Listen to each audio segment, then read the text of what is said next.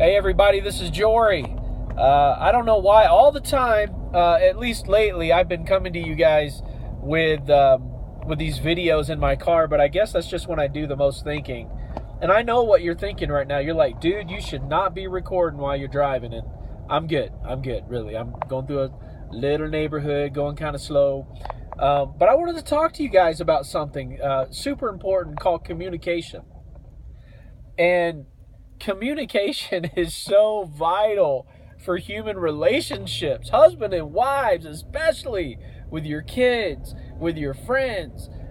It's so important. And, I've done so much study on communication, psychology books, the Bible, just living life, being married, raising my boys, having differences with people.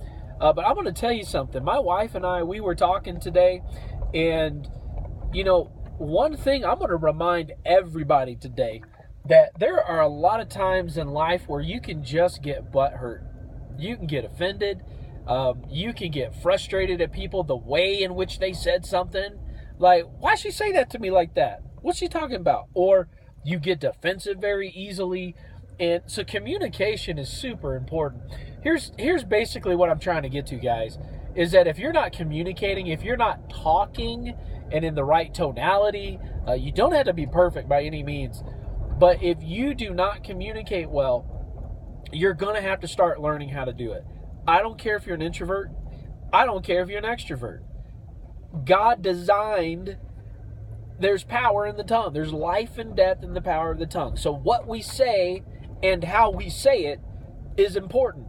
We've had some friends that we haven't communicated with in a while, that, man, we could just start living in offense and just start assuming the worst.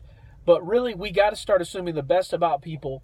And my wife and I really come to the conclusion that we're no better than anyone else that may be living in offense because of the lack of communication. We're no different if we get offended. And rightly so.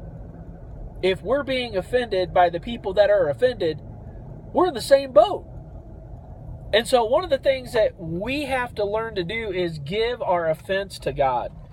We've got to learn to give our offenses to God. And when we do that, we have peace. We learn to say, okay, God, you're enough. The other people aren't you. You love them just like you love me. So help me be free of them and be all about you, Lord, so that I can communicate effectively today.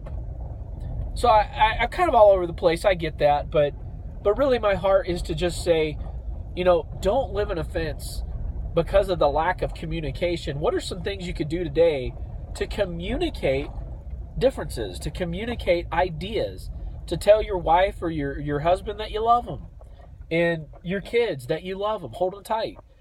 So I guess really my point is, bottom line, I'm going to kind of keep going around and around here, and I'm going to cut this off here, but the bottom line is, the Lord loves everybody. And we are human beings that are trying. We're trying to communicate and not live in offense. So speak life to people. If you've got to say something, say it. And the way you say it is super important.